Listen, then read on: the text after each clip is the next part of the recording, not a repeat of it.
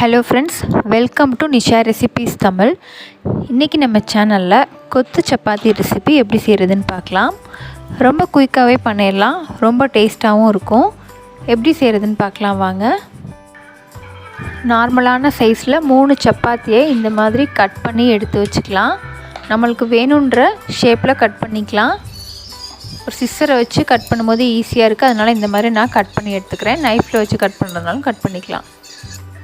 ஒரு பேனில் 1 table spoon அளவு ஆயில் சேர்த்துக்கலாம். ஆயில் நல்லா காஞ்சதுக்கப்புறமா பெரிய வெங்காயம் 1 பொடியாக கட் பண்ணி எடுத்து வச்சுருக்கேன். அதோட ஒரு கொத்தளவு கருவேப்பிலை சேர்த்துக்கலாம்.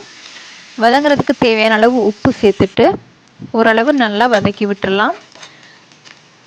வெங்காயம் நல்லா வதங்கினதுக்கு அப்புறமா ஒரு பழமான பெரிய தக்காளி கட் பண்ணி எடுத்து வச்சுக்கலாம். அதை சேர்த்துக்கலாம். அதோட லைட்டாக இஞ்சி பூண்டு பேஸ்ட் சேர்த்துக்கலாம். ஒரு 1/4 ஸ்பூன் அளவு சேர்த்தா போதும். இதையும் சேர்த்து தக்காளி மசிகிற அளவுக்கு நல்லா வதக்கி விட்டுடலாம்.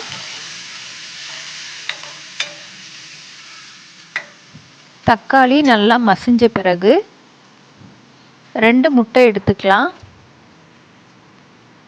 இதோட முட்டை சேர்த்துடலாம்.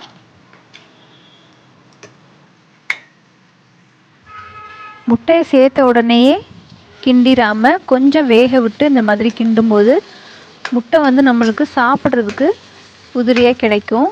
இல்லாட்டி தக்காளி வெங்காயத்தோடு மிக்ஸ் ஆயிரும். அதனால் வேக விட்டு இந்த மாதிரி மிக்ஸ் பண்ணி எடுத்துக்கலாம். முட்டையை ரொம்ப சீக்கிரமாகவே முட்டை வெந்துடும். இந்த மாதிரி விட்டு விட்டு கிளறி இந்த மாதிரி உதிரியாக எடுத்துக்கலாம். நெக்ஸ்ட்டு மசாலா ஆட் பண்ணிக்கலாம். கொஞ்சமாக மஞ்சள் தூள், கொஞ்சமாக மிளகாய் தூள், கரம் மசாலா, அப்படி இல்லைன்னா மட்டன் மசாலா, தேவையான அளவு உப்பு சேர்த்துட்டு 1 நிமிஷம் நல்லா மிக்ஸ் பண்ணி விட்டுடலாம். மிக்ஸ் பண்ணதுக்கப்புறமா நம்ம கட் பண்ணி எடுத்து வச்சுருக்க சப்பாத்தி இதோட சேர்த்துடலாம். இதையும் ஒரு டைம் நல்லா மிக்ஸ் பண்ணி விட்டுருங்க.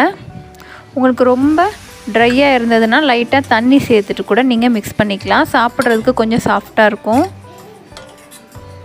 நல்லா மிக்ஸ் பண்ணியாச்சு. ஒரு 2 நிமிஷம் மட்டும் இதோட வேக வச்சுட்டு ஃபைனலாக கொத்தமல்லி எல்லாம் தூவிடலாம்.